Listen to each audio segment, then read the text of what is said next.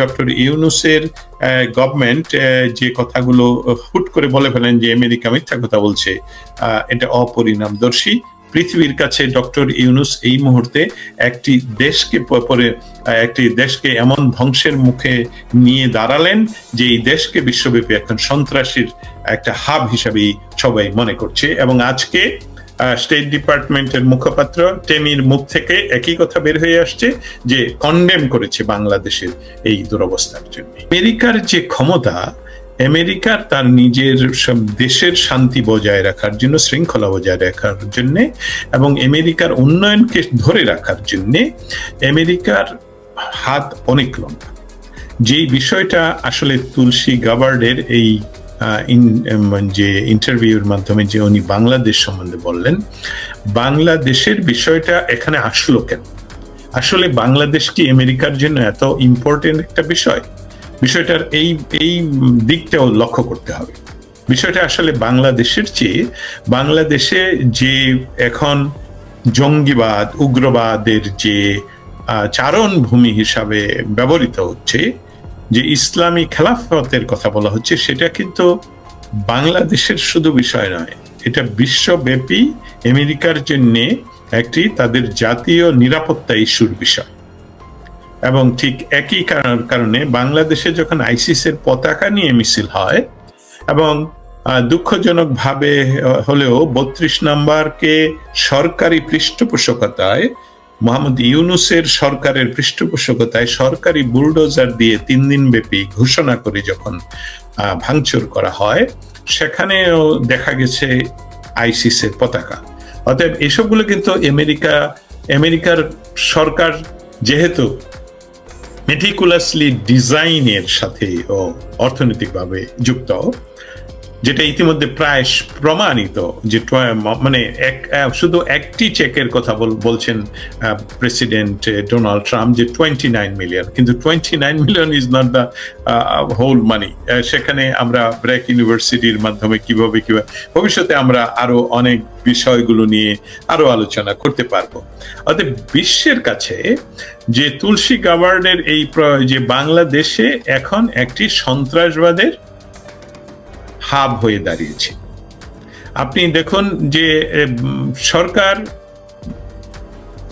তুলসী গাবার্ডের ইন্টারভিউয়ের সাথে সাথে গভীর রাতে এর প্রতিবাদ করেন, কিন্তু চতুর্দিকে যে মব কিলিং হচ্ছে, চতুর্দিকে যে হত্যা হচ্ছে, আমাদের একজন দর্শক বলেছেন যে শুধু ইয়ে নয়, হিন্দু বা আমি বলছি যে বাংলাদেশের সংখ্যা লঘিষ্ঠ মানুষের কথা বলা হচ্ছে না, উনি আসলে বলেছেন বাংলাদেশের সার্বিক পরিস্থিতির কথা বলেছেন, যে বাংলাদেশে যে অ্যাট্রোসিটি হচ্ছে শুধু ধর্মীয় সংখ্যা লঘুদের কথা নয়, সকলের কথা বলেছেন। এমনকি আবারও রিপিট করি যে এমনকি যাদেরকে বিনা কারণে তাদের বাড়ি ঘর পুড়িয়ে দেওয়া হচ্ছে, তাদের ব্যবসা পুড়িয়ে দেওয়া হচ্ছে, চাঁদাবাজি হচ্ছে, খুন হচ্ছে, রেপ হচ্ছে।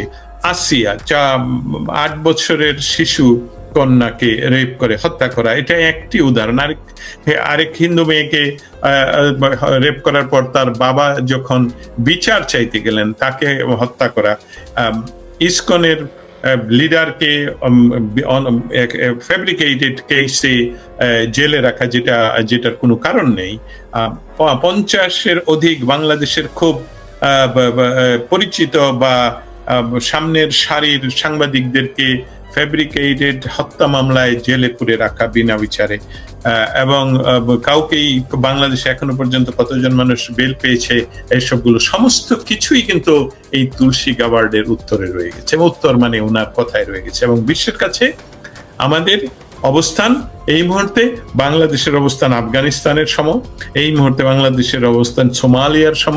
এবং আমেরিকা যেহেতু তার ন্যাশনাল সিকিউরিটির প্রশ্নে আসলেই যে মানে এখনো পর্যন্ত পৃথিবীতে সে সবসময় জিরো টলারেন্সের ইয়াটাই শুধু বলেনি, কাজে দেখিয়েছেন। অ্যান্ড স্পেশালি ডোনাল্ড ট্রাম্পের কথা এখানে মেনশন আমি আবারও করতে চাই, যেখানে ডোনাল্ড ট্রাম্প নিজে তুলসী গাবার্ডের মুখ থেকে আমরা শুনেছি উনি নিজেই বিষয়ে কনসার্ন।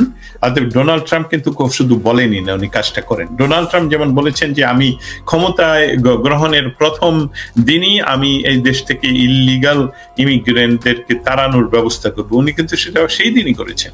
এরকম আরো অনেক কাজ করছেন, যেসবগুলো ভালো মন্দ সেই বিচারের কথা বলছি না, আমি এখানে প্রমাণের কথা বলছি যে উনি শুধু কথার কথাই বলেন না। পলিটিশিয়ানরা সাধারণত যেটা করে ভোটের আগে, ভোটের পরে ভুলে যান।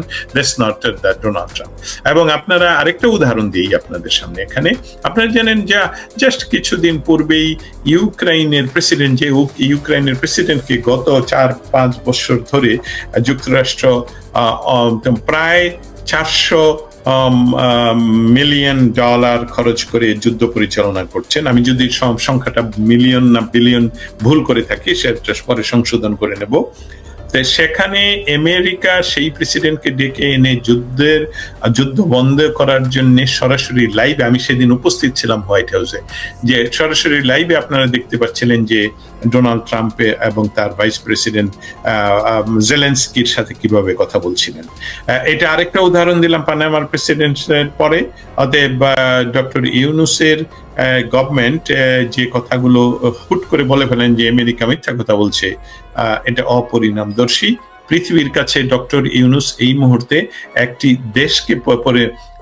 দেশকে এমন ধ্বংসের মুখে নিয়ে দাঁড়ালেন যে এই দেশকে বিশ্বব্যাপী এখন সন্ত্রাসীর একটা হাব হিসাবেই সবাই মনে করছে। এবং আজকে স্টেট ডিপার্টমেন্টের মুখপাত্র টেমির মুখ থেকে একই কথা বের হয়ে আসছে যে কন্ডেম করেছে বাংলাদেশের এই দুরবস্থার জন্য। আমাদের সামাজিক মাধ্যমগুলোতে নয় বা ইন্দো প্যাসিফিক এরিয়ার প্রায় সমস্ত সংবাদ মাধ্যমেই তুলসী গাবার্ডের ইন্টারভিউয়ে যে কথা বাংলাদেশ নিয়ে কথা হয়েছে তা নিয়ে প্রচুর আলোচনা হচ্ছে এবং এটা নিয়ে বিভিন্ন মহল বিভিন্নভাবে এটাকে ব্যাখ্যা করার চেষ্টা করা হচ্ছে। তুলসী গাবার্ড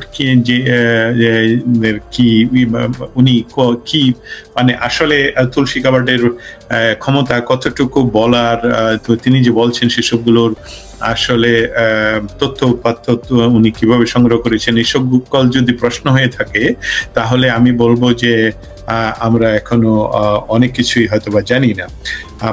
আমেরিকার প্রেসিডেন্টকে প্রতিদিন সকালবেলা যিনি প্রথম সিকিউরিটি বা ইন্টেলিজেন্স নিয়ে ব্রিফ করেন তিনি হলেন তুলসী গাবার্ড।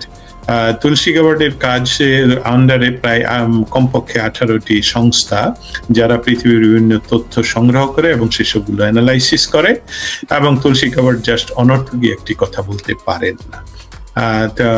এইভাবে যখন ভারতের সাংবাদিকের প্রশ্নের উত্তরে উনি বিস্তারিত ব্যাখ্যা করে বাংলাদেশের অবস্থানটা বলেন, উনি প্রথম অবশ্যই বলেন যেটা আপনি ইতিমধ্যে বলেছেন যে বাংলাদেশের হিন্দু, বৌদ্ধ, খ্রিস্টান এমনকি উনি মেনশন করেছেন ক্যাথলিকদেরকে উপর অত্যাচার, এবং সেই সাথে অন্যান্যটা বলতে নিশ্চয়ই আমরা যারা বিশ্লেষণ করতে পারি বা অনেক বিশ্লেষকরা এটা বলেছেন যে সেটা বলা হচ্ছে রাজনৈতিকভাবে যাদেরকে অত্যাচার করা হচ্ছে, খুন করা হচ্ছে।